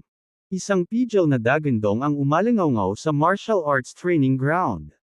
Nabasag ang lupa, umungol ang hangin, umaalingaw ang true chi, at isang bagzo ng galit na hangin ang dumaan sa larangan ng martial arts. Gayunpaman, nakakalito, wala sa mga nagmamasid ang nakarinig ng anumang mga hiyawan. Hindi kaya agad na pinatay ang bata, nang wala man lang oras para sumigaw. Lahat ay nagmamadaling nagmulat ng kanilang mga mata at tumingin sa ibabaw. Nakita ko lang si Yang Lo na kalmadong nakatayo doon, itinaas ang kaliwang braso para harangan ang hampas ng palad ni Kazuo Nakamura. Ilang mga slab ng bato sa ilalim ng kanyang mga paa ay ganap na nabasag. Ngunit, sa pagtataka ng lahat, si Yang Lo ay hindi nasaktan. Binara niya, hinaranggan niya talaga. Harang talaga ng batang ito ang nakakatakot na hampas ni Kazuo Nakamura. Lahat ng naruroon ay nabigla sa gulat, ang kanilang mga mata ay puno ng hindi makapaniwala. Lalo na sina Jessica Chaplin at Malcolm Jordan, na tulala. Alam nilang kung sila iyon, tiyak na hindi nila mapipigilan ang suntok na ito. Hindi man sila mamatay, malubha silang masasaktan. Parehong iniisip sina Ralph Jordan at Jerry Chaplin. Iyon lang. Tumangala si Yang Lo kay Kazuo Nakamura na may bakas ng hindi pagsang-ayon sa kanyang mga mata. Napabalikwas din si Kazuo Nakamura sa kanyang pagkagulat. Kunin mo ito. Siya ay umungal, ikinuyom ang kanyang kaliwang kamay sa isang kamao at itinago ito patungo sa dibdib ni Yang Lo. Ngunit, nang malapit na ang kamao ni Kazuo Nakamura, inabot ng kanang kamay ni Yang Lo at hinawakan ang kaliwang palso ni Kazuo Nakamura, pagkatapos ay pilit itong hinatak, na pinalipad siya sa langit. Oo, ang halos 200 pound na Kazuo Nakamura ay itinapon sa ere, mahigit 10 metro ang taas. Kaagad pagkatapos, tumalon si Yang Lo, ang kanyang katawan ay tumataas ng higit sa 10 metro sa hangin, at pagkatapos ay may isang pababang sipa, tulad ng isang gintong battle axe, na hinampas sa dibdib ni Kazuo Nakamura. Ano? Malaki ang pagbabago sa mukha ni Kazuo Nakamura. Gusto niyang umiwas at ipagtanggol, ngunit kulang na lang ang oras. Ang susunod na sandali. Boom! Ang sipa ni Manuel Bennett ay tumama ng malakas sa dibdib ni Kazuo Nakamura. Arg! Si Kazuo Nakamura ay nagpakawala ng napakasakit na sigaw, at ang kanyang malaking katawan ay bumagsak sa lupa ng may boom. Ang makapal na mga slab ng bato ay nabasag lahat at naging pulbus, na nag-iwan ng isang hukay na kasing laki ng tao. Bumulwak ang dugo mula sa bibig ni Kazuo Nakamura, at ang kanyang katawan ay napuno ng mga comminuted fractures. Ang kanyang mga panloob na organo ay malubhang napinsala, at maging ang kanyang tiyan ay nabasag. Kaya, ang sipa ni Manuel Bennett ay direktang napilayan si Kazuo Nakamura. Simula ngayon, nakahiga na lang siya sa kama at hinding-hindi na makakapag-cultivate ng martial arts. Sa sandaling patuloy na lumapag si Manuel Bennett, natahimik ang buong martial arts training ground. Ang lahat ay nakatitig ng blanko kay Manuel Bennett, ang kanilang mga mata ay puno ng sindik at takot. Medyo natahimik ito. Pagkatapos ay sumabog ang martial arts training ground na puno ng kaguluhan. Napakagandang trabaho. Magaling. Napaka-domineering niya. Napaka-domi ng binatang ito kaya isang sipa lang niya na disable. Lahat ng mga hall masters ay sumigaw, puno ng kaguluhan. Nagbago ang mukha ni Malcolm Jordan at sa nanginginig na boses, sinabi niya, paano ma-disable ang isang Grandmaster Strongman na tulad niya sa isang sipa lang. Masyadong malakas ang batang ito. Nabigla rin si Jessica Chaplin, pero sinabing, anong big deal?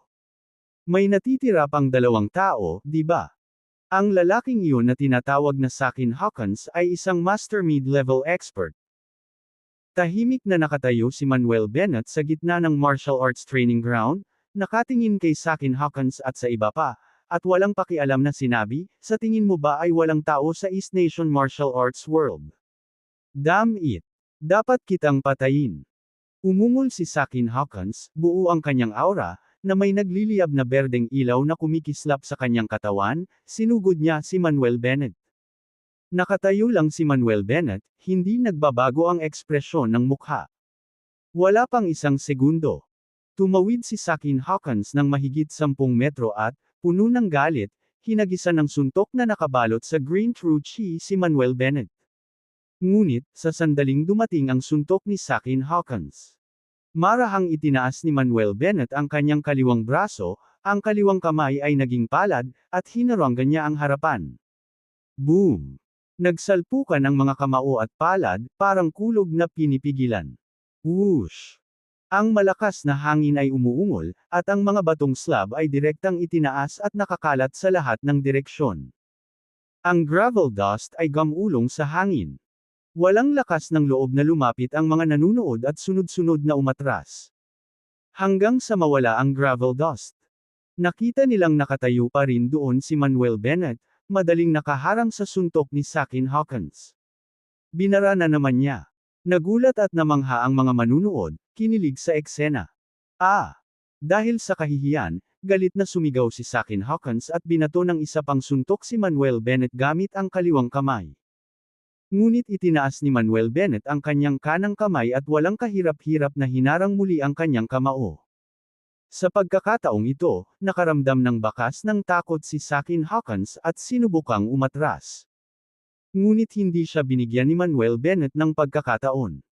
Sa halip, iniunat niya ang kanyang 2 kamay, hinawakan ang kanyang 2 kamao, at pagkatapos ay ginawaran niya ng puwersa ang kanyang mga braso at pilipit ang mga ito ng malakas. Basag! Basag! Isang malungkot na sigaw ang pinakawalan ni Sakin Hawkins habang ang magkabilang braso niya ay tuluyan ng napilipit at nabali ni Manuel Bennett. Kabanata 130, Kabanata 130, Master ng Espada. Lahat ng nasa eksena ay kinilabutan sa sigaw na ito. Isang kakilakilabot na master sa gitnang yugto ang na-disable ng mga braso ng ganoon. Gayunpaman, hindi pa ito tapos. Nang malapit nang mahimatay si Sakin Hawkins sa sakit, mabilis na naghatid ng 2 pang sipa si Manuel Bennett. Basag! Basag! 2 mas malulutong na tunog ng mga bali ng buto ang umalangaw-ngaw. Napasigaw ulit si Sakin Hawkins, nabali ang 2 paa, ang sakit na tuluyang gumising sa kanya. Sa isang malakas na, kumakatok, direktang lumuhad si Sakin Hawkins sa lupa. Walang awa ang mga mata ni Manuel Bennett nang muli niyang sinipa ang ibabang tiyan ni Sakin Hawkins, na winasak ang kanyang tiyan. Boom! Lumipad palabas si Sakin Hawkins at lumapag na may hulog, 10-10 metro ang layo, nanginginig ang buong katawan, patuloy na umaalulong. Sa sandaling ito, muling bumagsak sa kakaibang katahimikan ang eksena. Walang sinuman sa eksena ang nang-ahas na huminga. Nang ma-disable ni Manuel Bennett si Kazuo Nakamura, nabigla na sila nito. At ngayon, madaling itinapon ni Manuel Bennett si Sakin Hawkins. Hindi maipaliwanag ang gulat na naramdaman nila. Ang pagkakasunod-sunod na hindi paganahin ng isang martial artist sa maaga at kalagitnaan ng yugto ng Grand Mastery ay sapat na upang patunayan na ang binatang ito ay nagtataglay ng paglilinang ng huling yugto ng Master. Sa ngayon, walang nagduda sa lakas ni Manuel Bennett. Maging si Alliance Master Dolores Martel, ang mga Hall Masters ng nangungunang tatlong martial arts hall, sina Ralph Jordan, Jerry Chaplin, at Brandon Skinner, ay walang pag-aalinlangan. Namutla ang mukha ni Jessica Chaplin, nanginginig habang sinasabi, "Mr. Jordan, halimaw ba ang taong ito?" Huminga ng malalim si Malcolm Jordan at sinabing, "Hindi ko alam kung halimaw siya, pero tiyak na hindi natin ma-provoke." Sa sandaling ito, si Sato Taro ay natakot ng hindi masabi. Tumingin siya kay Sato Rei at sumigaw, "Second senior brother, bilisan mo, kailangan nating patayin ang batang ito." Ang ekspresyon sa mukha ni Sato Rei ay nagdilim sa sukdulan, habang siya ay humakbang patungo kay Manuel Bennett. Huminto siya ilang metro ang layo mula kay Manuel Bennett. Ang kanyang mga mata ay kumikislap sa malamig na liwanag habang siya ay malamig na sinabi, "Bata, pinaganya mo ang aking dalawang nakababatang kapatid, dapat mong pagbayaran ang iyong buhay." Walang pakialam na sumagot si Manuel Bennett, "Sa iyo, hindi ka karapat-dapat patayin." Umungol si Sato Rei, agad na hinugot ang espada mula sa kanyang baywang. Whoosh! Isang lilang liwanag ang sumilay sa kalangitan, napunit ang hangin, nagdadala ng matalim na hangarin na pumatay, na tumatama sa dibdib ni Manuel Bennett. Kasanayan sa pagguhit ng knife. Hindi napigilan ni Ralph Jordan na mapasigaw. Ito talaga ang knife drawing skill.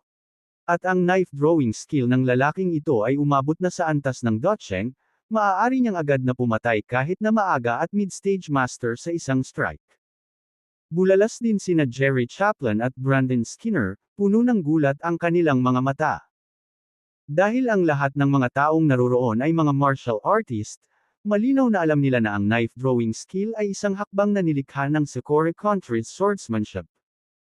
Sa sandaling magsanay sa Docheng realm, ito ay magiging lubhang nakakatakot, na may kakayahang agad na pumatay ng mga kalaban.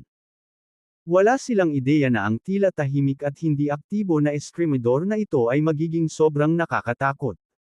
"Pare, late-stage master martial artist ba ang lalaking ito?" Tanong ni Jessica Chaplin kay Jerry Chaplin. "Malamang." Tumango si Jerry Chaplin. Namutla ang mukha ni Jessica Chaplin, hindi ba ibig sabihin ay nasa panganib si Mr. Bennett? Kaya naman, matapos makita si Manuel Bennett na magkasunod na hindi pinapagana ang dalawang Grandmaster, lubos siyang kumbinsido at hinangaan siya bukod pa sa pagpapakita lamang ng paggalang. Nang magsasalita na si Jerry Chaplin. Klang! Umalangaw-ngaw ang banggaan ng metal at bato. Napatingin ang lahat. Nakita nila, si Manuel Bennett ay nakatayo pa rin sa kanyang orihinal na posisyon, ngunit ang kanyang katawan ay nababalot na ngayon ng isang gintong liwanag na kalasag, na humaharang sa espada ni Sato Taro. Ang tunay na chi ay lumundag, sumibol ang apoy, tumusok sa mga mata. Hinarang niya. Hinarang niya ulit. Napakalakas. Masyadong malakas ang binatang ito. Napasigaw si Brandon Skinner sa paghanga, ang kanyang paggalang kay Manuel Bennett ay umabot sa pinakamataas. Ang iba ay nagulat din ng hindi makapaniwala, nahingal sa pagkamangha. Nang makitang hinaharangan ni Manuel Bennett ang kanyang espada, si Sato Taro mismo ay natigilan. Kailangan mong malaman, ang kanyang cultivation ay pumasok na sa huling yugto ng Master, at ang kanyang knife drawing skill ay umabot na rin sa great success realm, hindi mahirap pumatay ng maagang yugto at mid-stage masters. Ngunit sa hindi inaasahang pagkakataon, hinarang talaga ng batang ito ang sarili niyang espada. Hindi kaya pumasok na rin ang batang ito sa late-stage master level cultivation. Halos nasa 20s lang siya, paano siya magkakaroon ng ganoong kataas na cultivation? Pare, I'm afraid Mr. Bennett really has late-stage master level cultivation. Si Damon Herdman ay nagpakawala ng nanginginig na pangungusap kay David Herdman. Dahan-daang tumango si David Herdman, ang kanyang puso ay labis ding nabigla. Sa puntong ito, sa larangan ng martial arts. Malamig na nagsalita si Sato Taro, "Anak, harangin mo man ang espada ko, ano ang silbi? Tingnan natin kung paano mo haharangin ang mga susunod." Habang nagsasalita, mahigpit na hinawakan ni Sato Taro ang espada sa kanyang kamay, tuloy-tuloy itong hinahampas kay Manuel Bennett. Swish swish swish. Sunod-sunod na espada ang nalaslas, na nag-iiwan ng mga bakas ng after images. Daan-daang purple sword lights ang palm unit sa hangin na parang kurtina, mabangis na umatake kay Manuel Bennett. Ginawa ni Manuel Bennett ang Dragon Walking 9 Steps, at ang kanyang mabilis na paggalaw sa loob ng martial arts training ground ay madaling nakaiwas sa bawat espada. Crack crack crack. Ang mga slab ng bato sa lupa ay nabasag ng isa-isa, naging gravel dust at tumataas patungo sa langit. Ang mga taong nanunood ay kinilabutan. Nakita ng lahat ng mga hall masters at disciples na naruroon na ang Sato Taro na ito ay walang alinlangan na eksperto sa sword art. No wonder wala siyang ginawang aksyon noon, it turns out he disdained to do so. Dahil dito, lalo silang nag-alala kay Manuel Bennett. Kapwa sina Kazuo Nakamura at Sakin Hawkins, na nakahandusay sa lupa at hindi makagalaw, ay nag-igting ang kanilang mga ngipin at sumirit, "Senior brother, kailangan mong patayin ang taong ito, patayin siya. Patayin siya. Patayin. Patayin."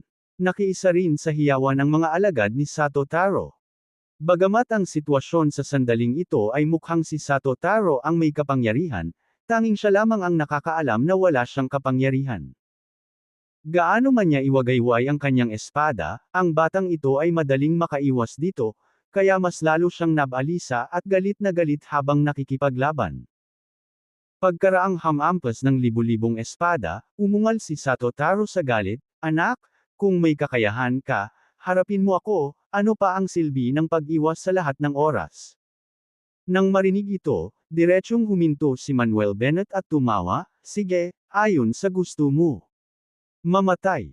Sinamantala ni Sato Taro ang pagkakataong ito, hinawakan ang espada gamit ang dalawang kamay, pinakilos ang tunay na chi sa kanyang katawan sa sukdulan, at pagkatapos ay hinampas ng espada si Manuel Bennett.